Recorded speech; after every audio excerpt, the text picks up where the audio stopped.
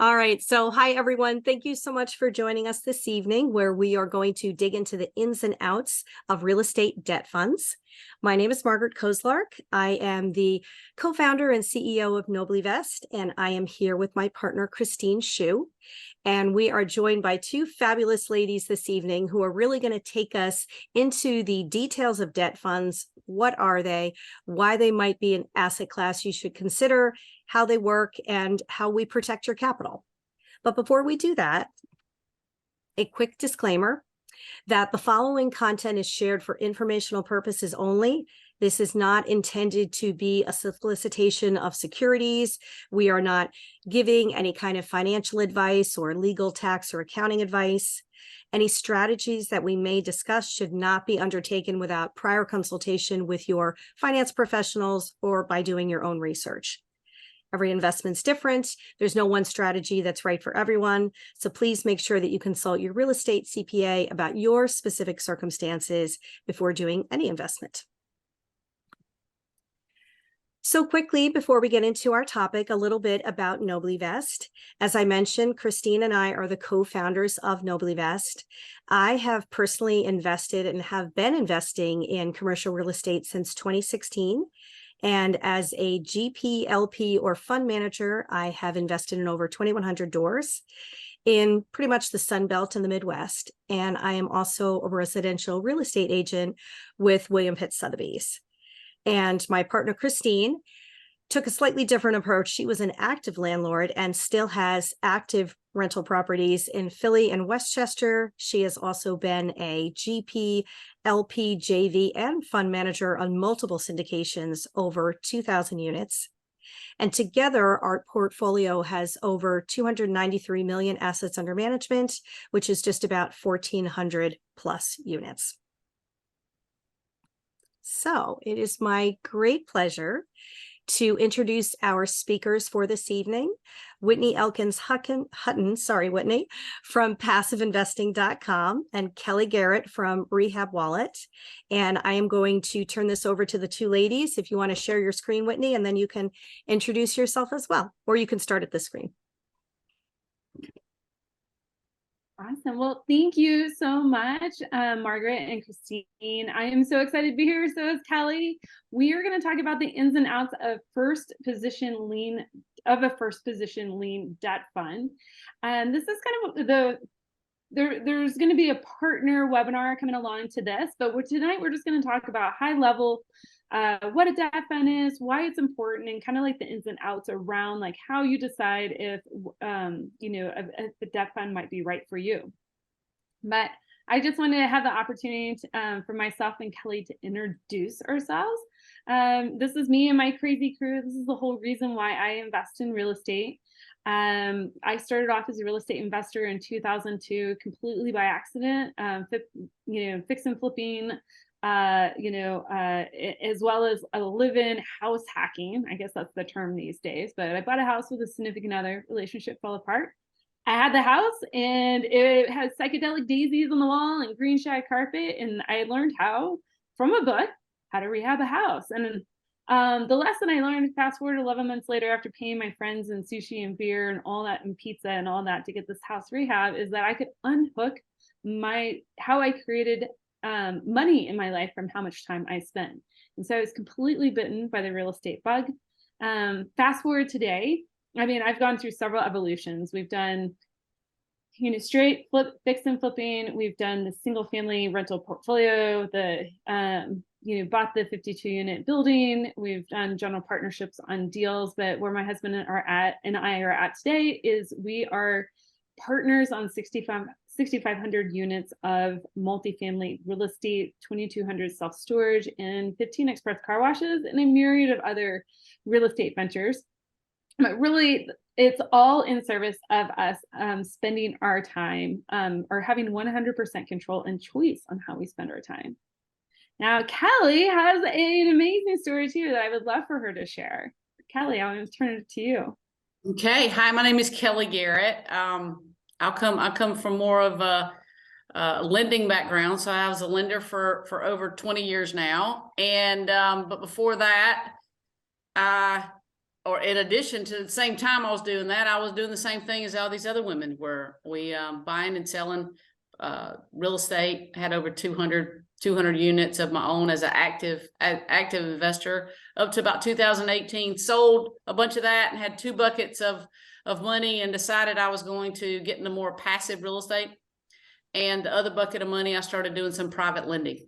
And so now on the passive real estate side, we're in over 3,500 doors and car washes and self-storage and a lot of other things. And of course, a lot of money in our personal debt fund that we have at Rehab Wallet. So yeah, I've been doing this now for about 22 years, and same thing that Whitney discussed, all about freedom and time and having control over my time. Mm-hmm. Great. Thank you, ladies. And Whitney, I'm going to let you go ahead and share your screen, or whichever one of you guys is driving over there. Maybe I need to stop sharing mine. Let me try this. Now we can see it. Okay, perfect. Awesome. Anyways, we can actually help you achieve these time and choice goals, and that freedom, as I put it, financial freedom, freedom of time, freedom of choice, freedom to create that impact in the world. We can help you do that at passiveinvesting.com by utilizing Rehab Wallet as well. But this is just some quick stats on us as a company. We have 1.4 billion assets under management. We have strong returns to our investors, 28%. ARR, we've made over 51 million in investor distributions. And I'm so proud to say we've made over 125 million in loans through Rehab Wallet. And as Margaret already has disclosed, this is not financial advice, legal advice, tax advice, anything that we talked about tonight. Make sure to bring it home to your consultants, to your team before making any investment decision. Now, we're going to kind of do this in 2 parts. The first part, I'm going to go over what first position lien debt fund is, why it might be a good fit for your portfolio. Then I'm going to pass the mic over to Kelly to walk you through some specifics of, how we, look at this and what, how you might be able to mitigate some risk and safeguard this type of asset in your portfolio. But first, I was starting off with, what is it we're talking about? Why is it important? So, what is a real estate debt fund? Let's start high level. This isn't even a first position lien real estate debt fund. What is a debt fund in general? Well, a real estate debt fund is really any type of investment that specializes in providing debt financing or loan for a real estate project or investment. These funds can raise capital from investors, which is used to make the loan to invest in a debt instrument. And usually that loan is backed by a hard asset, meaning it's secured by the hard asset. The debt funds are typically managed by a professional investment team with prior knowledge in real estate and finance and lending. Now, what type of debt funds are there out there? Well, I just researched 9 different types of debt funds. I'm sure there's a myriad of them. Kelly, feel free to chime in here, but you can invest in mortgages. You can invest in debt that's placed on commercial real estate properties like multifamily buildings, self-storage, any number of businesses. You can place invest in debt that is on residential property, and again, multifamilies would kind of cross over in that bridge, but also single family 1 to 4 unit properties. You can invest in debt that is distressed, meaning that the owner or the borrower, the current borrower on the property, is having issues servicing that debt and they can't pay the loans. And you can actually, come in as a lender or invest in a fund that comes in as a lender to help that person out, rework the debt, but you also get to take a little slice of the pie. And then you can, invest in private debt funds, real estate loans, crowdfunding debt funds. You can be in the first position, which is the senior debt. You can be in the second position, which would be the mezzanine debt position. So there's so many different ways to actually invest in debt funds that it can be a little dizzying for an investor who's trying to figure out, okay, how does this fit in my portfolio? And what is the best way that I can mitigate risk? Kelly, did I sum that up pretty well? Absolutely. You did a great job. Awesome. So we love first position, lien position debt fund. Okay, so what does this actually mean? Is that, our fund, and I'm not going to go into the specifics so much of the fund here tonight, but one type of fund you can invest in is a fund that actually invests in the first position lien, or i.e. the senior debt position. That particular fund invests in the loans that are in that first position, that they have a first priority or claim on the assets, and the cash flows in the event that there's a bankruptcy or a default, or the borrower for whatever reason can't perform. So to put it in simpler words, if the borrower that issued the debt were to run into any sort of financial trouble and default on their obligations, the holders of the first lien debt would have the first right to the asset that secures the debt in order to recover their investment before any creditors or lower priority claims were considered. Okay, so essentially, if you're going to invest in, any sort of debt, the first position lien is probably the safest type of investment that you can make. Now, why is this important? Because as we just demonstrated, being in that first position gives you priority in case there's a bankruptcy. Okay, should the borrower all of a sudden, run out of funds, claim bankruptcy, when that bankruptcy is discharged, the first position lien is generally going to be the top priority that gets paid off. Okay, therefore, it's a lower risk position due to first position lien. But we all want to be in this, not to cross our fingers and hope that the borrower doesn't perform. We want to be in this type of fund in order to make income, for it to produce for our portfolio. And this type of debt fund can also produce some stable fixed income. So maybe you're in a later in life and you're transitioning from equity holdings and want more stability in that income. You're not really looking for a tremendous amount of upside equity growth on your portfolio, or maybe you just want to balance out your holdings between equity holdings and debt holdings, okay, and have some sort of fixed income. Another benefit of a first position lien real estate debt fund is that you get diversification in loans. So you could go out and originate this debt yourself. You could go out and find people that are trying to do fix and flip, or need to borrow money in order to invest in real estate, and you could source individual notes, but it would take you a while to build up a nice diverse portfolio. You'd have to deploy quite a bit of capital. By investing in a first position lien real estate debt fund, you not only get the priority in bankruptcy, you're lowering your risk, you're generating that fixed income, but now you're diversified over a number of loans in that fund that the fund actually holds. Okay, and then because you are diversified over a wealth of loans, there's actually some stability to that income. Okay, should things go sideways or south.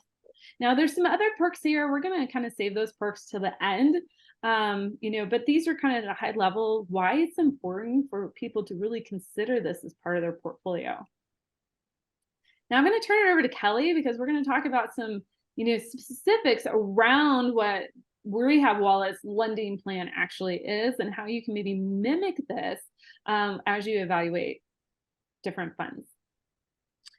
Yeah, Whitney, thank you. The Rehab Wallet's lending plan is really based on just being the flippers lender. That's kind of the way we started out when we first started, was that we wanted to be the go-to flippers lender in the area, right? As we kind of had our proof of concept to get everything started. So we lend to single family fix and flippers, rehabbers in the Southeast, primarily the Carolinas, Georgia, some in Florida, but not a lot in Florida. We started out in Florida, but Florida's got some funky foreclosure and bankruptcy law. So we kind of staying out of that, but we tend to stay on the Southeast.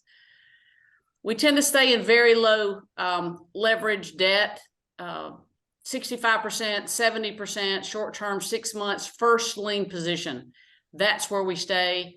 The borrower's thoroughly vetted and guarantees the loan. When we're training our people, and obviously we have a fantastic team that does, we'll do over $100 million this year in loans.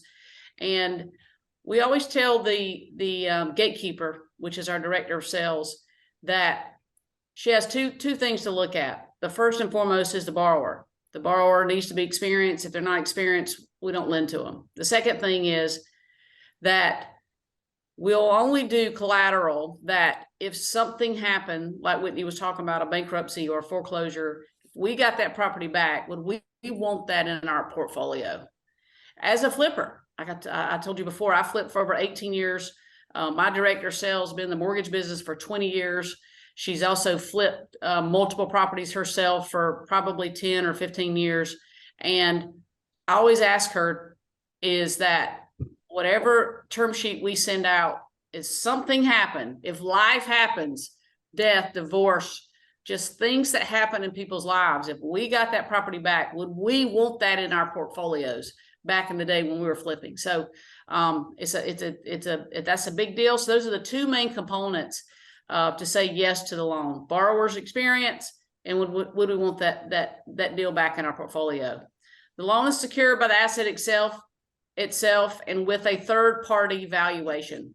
So before we send out a term sheet, we send a term sheet out based on what the borrower says and thinks that the after repair value is going to be, and then we test it and verify it, right? So we go out and get a third party broker's pricing opinion or a full appraisal if need be. Should the borrower not perform, we attempt to do a workout with the borrower or take over the asset. And that's like any lender should do, right? We try to work it out with the borrower first and foremost. If sometimes we've had this happen, we've been in business now 3.5 years, that we have introduced borrower A to borrower B. And we love borrower B, and borrower A just is having some problems paying their payment, or just getting a little late, or just haven't taken their last draw on their rehab amount or something. So we introduce these two, and if one borrower B, being very experienced and somebody really can assume borrower's A's loan and fulfill the obligation of the loan. So that's really a lending plan. Awesome. Before we move on, I just want to point out that this house that's pictured here is actually one of the homes that used to be in our portfolio. So this is actually a representation of what we lend on. Yeah. So before you invest in any fund, who's the operator and who's the lender? It's very important. What's the lender's experience with the asset class and the market? And when passiveinvesting.com, when the two partners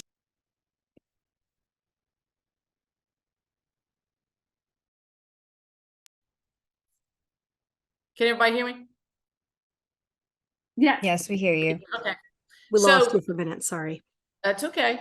So when we first created this business, Rehab Wallet, myself and Dan and Danny, we got together and we kind of fed on each other's experience. My experience is lending. My experience is flipping. And just like Marguerite and Christine's experience and Dan's experience is raising capital. And so we together kind of worked off each other's experience. So my lender's experience was important that we bring to this fund. And then I have went out and selected a team based on my past experience and being able to handpick the right people to be able to take us and be able to deal with, hundreds of millions of dollars inside of our fund. So, the background of the lender is important, and the operator is important. I mean, I feel is very important because there's not a lot of things I haven't seen. I was around for the 2008, 9, and 10 crisis. I was an active real estate investor. I was in the mortgage business. I owned a mortgage brokerage at the time, so I saw it firsthand. And some of the things that somebody might not see, I feel like I can see that now. Back then, you're young and you'd never been through a crisis or you'd never been through a recession. And my job now is to be a good steward of our investors' money, number one. Number two, take good care of our employees. And I feel like I bring that track record and experience to to the operations on a daily basis. We work very hard, very active to ensuring that the debt fund stays above board, and we give only experienced borrowers and deals and collateral. We only take collateral. We only take collateral of what I would want back in my portfolio if I was still flipping. So the background, the track record experience, the operator deploying the capital, obviously that's me, and the experience of the operator raising funds. Everybody here on this webinar has tons of experience on raising funds. We want to work with investors. And then on my side, I want to be a good steward of our investors' money to make sure it's going in good collateral with good experienced borrowers. Thank you so much, Kelly, because I think it's worth its weight in gold to hear from the operator, both that's raising the capital, but also deploying the capital, right? You need to, I know when I vet any operator, of a fund like this, I want to make sure that, great, I'm talking to the one raising the money, but who's the one running the show? Because that is who you want to be in touch with, because, we're all investors in passive real estate. We all know it boils down to the operator. And in this case, you essentially have two, right? You've got the one raising the money and then the one actually deploying the capital. Now, there's some other potential perks of... Whitney, real quick, I was just going to say something real quick, is that one of the biggest part of our jobs is that relationship between those two parties, is that balancing act of money coming in, money going out, return of capital, because there's always money coming in and out, and maybe an investor wants their money back. Maybe an investor, new money's coming in, or maybe loans are paying off. So that relationship back and forth between the capital raising team and my team is a big deal, and it's imperative that we stay in close contact on a daily basis. Mm-hmm. And I think that dovetails. No, thank you, Kelly. I think that dovetails really nicely into some of the other potential perks of a debt fund that you might want to watch out for. And Kelly was speaking to that liquidity piece. I'm going to stick a pin in that because I want to make sure that we expand on that here in a second. But for the other perks of debt funds that you might want to be on the lookout for is, we already talked about that debt funds allow investors that diversification across multiple loans, especially in a first position lien real estate debt fund. But the cool thing, you should think about sourcing a debt fund. I'm partial to Rehab Wallet, so but think about sourcing a debt fund that goes across not only multiple loans but multiple markets, multiple assets in those markets, multiple borrowers with one capital placement. Okay, so not all debt funds actually offer that. That you have to dig in a little bit deeper and understand the lending strategy for the fund. Are you going to be diversified over loans, markets, assets, borrowers, and in order to really mitigate your risk? Okay, there's not just one risk exposure that you're invested heavily. 80% of the fund is invested with one fix and flipper, large fix and flipper in one geo metro area. Okay, in our case, we like diversifying that fund, and this can save the investor a lot of headache and heartache from trying to do this themselves and build up their own note fund in order to achieve that type of diversification. Now, what Kelly was just speaking to, and this isn't always the case with first position lien real estate debt funds, is liquidity. You can also get potentially get liquidity in these type of funds. And that's something Rehab Wallet offers, is that, there's liquidity in the short term. Kelly is going to do a separate presentation at a future date and go through the exact specifics of a Rehab Wallet. And we can certainly entertain any questions here today.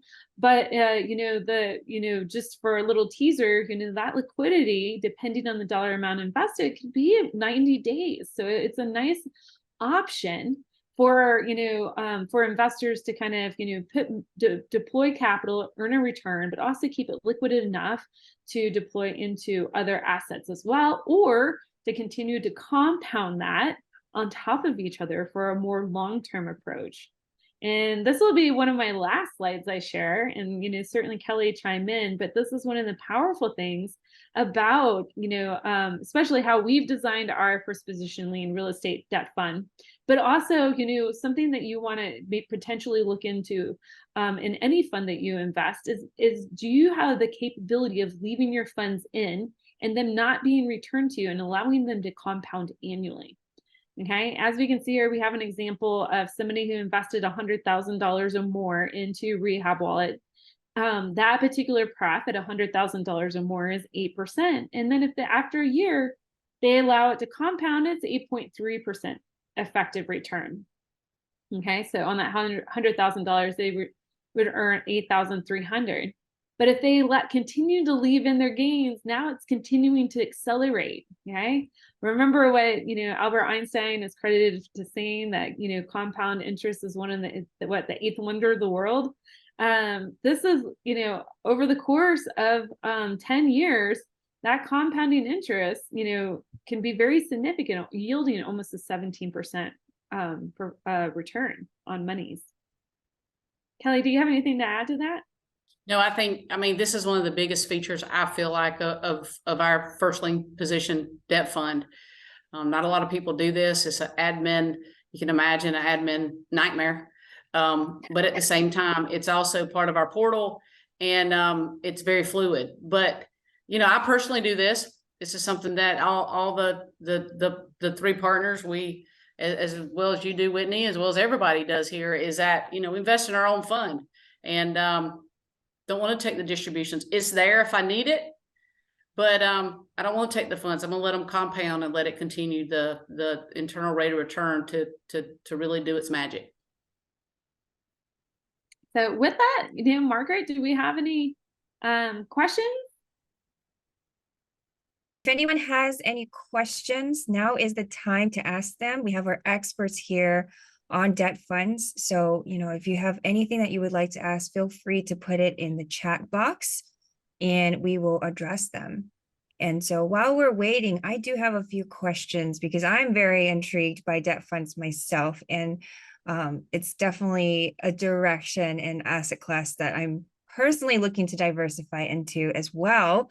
And in terms of like the process of investing in a debt fund, what does that look like? And how is that different from, say, investing in a multifamily syndication or any different type of syndication?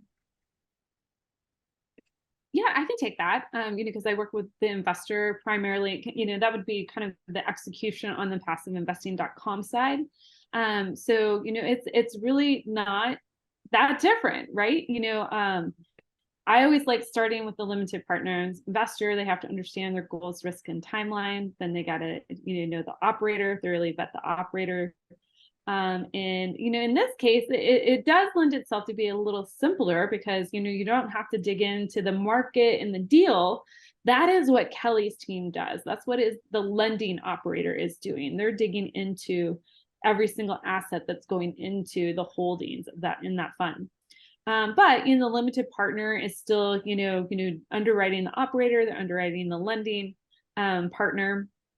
And then as far as like the mechanics, they place a soft, commitment. They get to review the PPM. They get to ask any additional questions and we want to make sure that they have all their questions answered before investing, and then they fund their investment, and then we get them set up on their portal. And like in a multifamily, when you do, invest in a multifamily syndication, there is a little bit of a lag, between when you wire your funds and then the funds are actually deployed at closing into the asset. Same thing here, because, we're teeing up as money comes in. We're teeing up loans so that money can fund those loans. And so there's a bit, deployment window.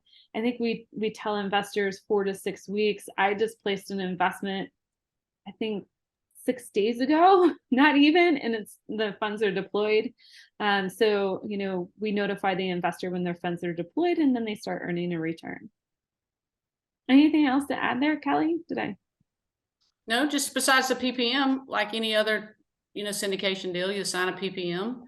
And like she said, it's just, the communication back and forth. And that's our job to have that communication piece of what's sitting in the queue to be deployed. And then if you invested, I don't know, let's just say $400,000, then all your money would be invested at one time. So we would have to wait for a $400,000 loan to come through. But we're doing about 10 million a month right now. So that's never a problem. It's usually complete opposite. So it's just that balancing act of when we can deploy, certain amount of money, but we don't like to let it sit and wait long. We continue to put it in place as quick as we can. Thank you.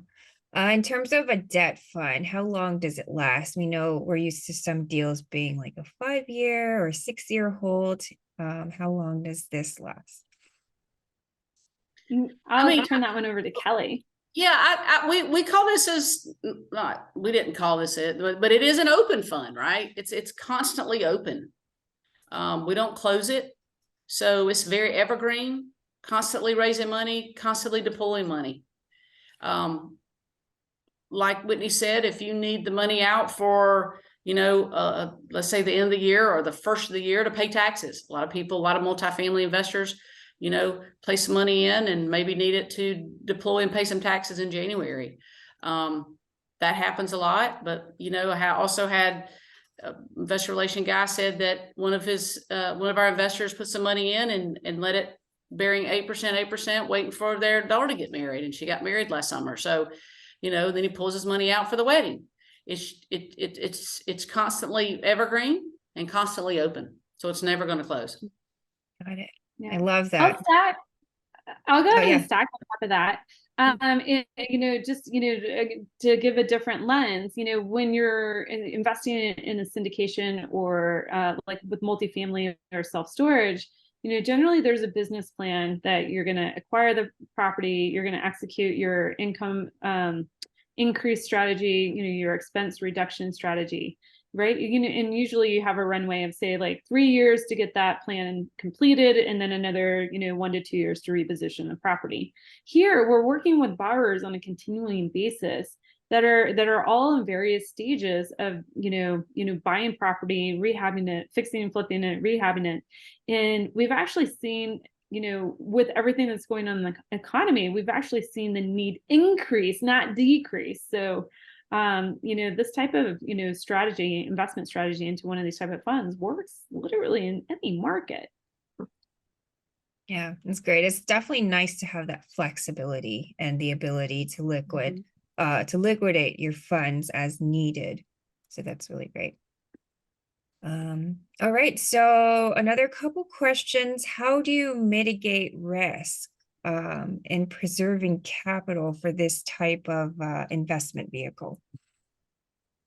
On the mitigating risk piece of it, I mean, it's again, we go back to when we do the gatekeeping piece of it, right? When we underwrite it on day one, is that we're going to mitigate risk by only deploying the capital to borrowers that are experienced and to the collateral that we would want back in our portfolio. So, and then lastly is that it is 70%, max 70% loan to value. So that's going to give us 30% for the market to make any changes in biggest turn. Remember, I've already been through 2008, 9, and 10. I realize that a market can fall 30 or 35%. And so we're careful about that.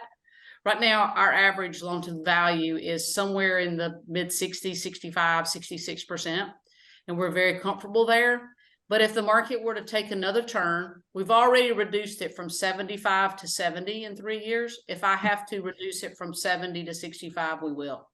So if the borrower, let's say, is experienced, but the collateral is just, it's just on this little fine line. Well, of would we really, really want this loan back? I might say yes to the term sheet, but my LTV would be super low. It might be at 55% or 60%. We would have that borrower put more money down. Mm-hmm. Got it. Yeah, that's great. And then in terms of compounding, do I have to compound my investment, or can I take distributions? And if I were to take them, how soon can I expect to start receiving distributions? Question. Yeah, I can answer that. Do you have to compound? You don't actually. It's really your choice.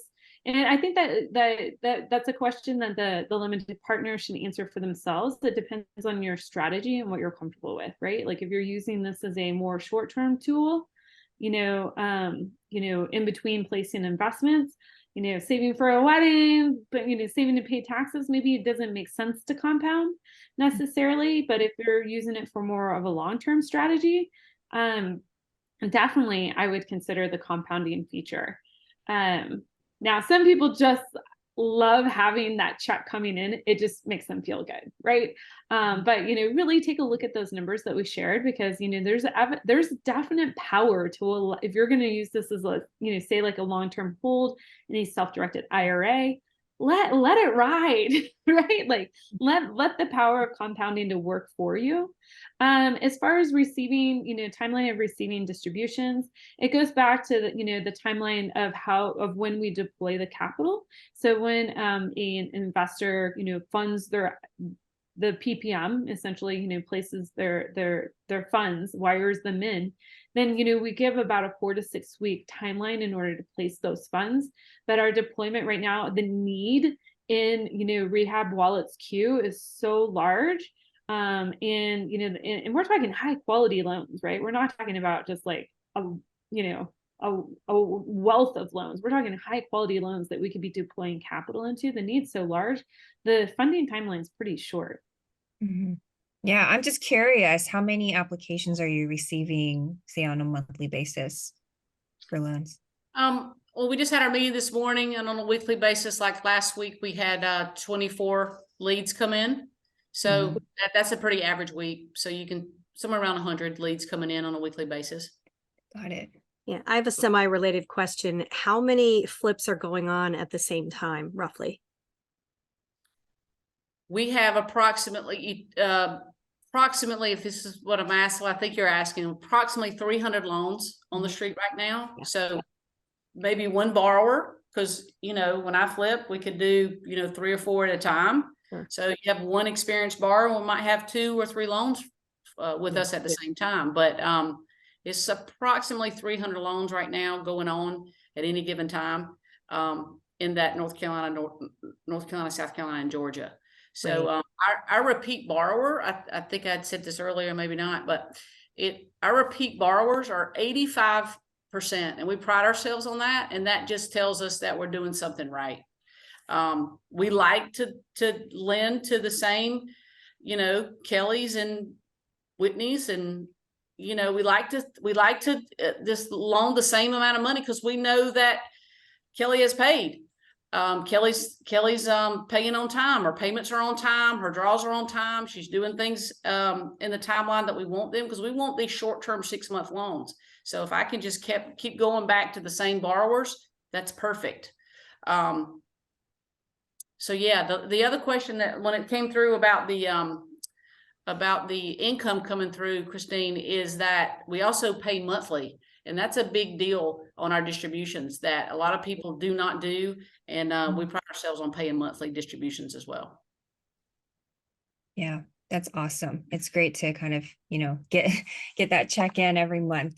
Yes. Yes, absolutely. Do we have any more questions before we wrap up?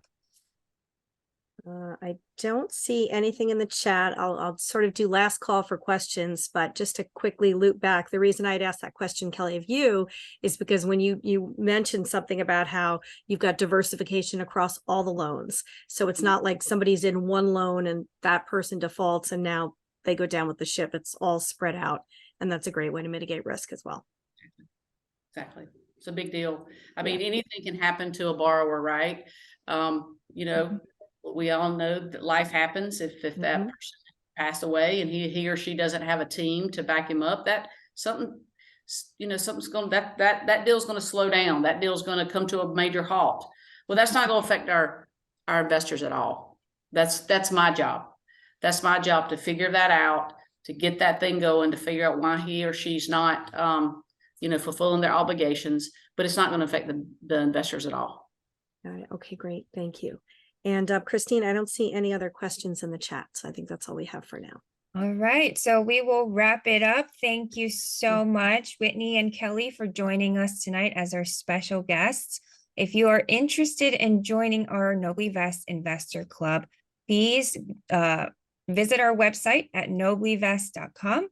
And if you haven't had a chance to connect with Margaret or myself, please feel free to reach out. You can see our contact on our website as well. And to those of you joining us, thank you so much for taking the time to be here. And for those of you tuning in from the recorded webinar, thank you for watching. If you have any questions, feel free to reach out anytime. Thank you, everybody. And thank you so much, Whitney, Kelly. Have a great night. You Yeah, guys. thank you. Take you. care. Bye. Take care.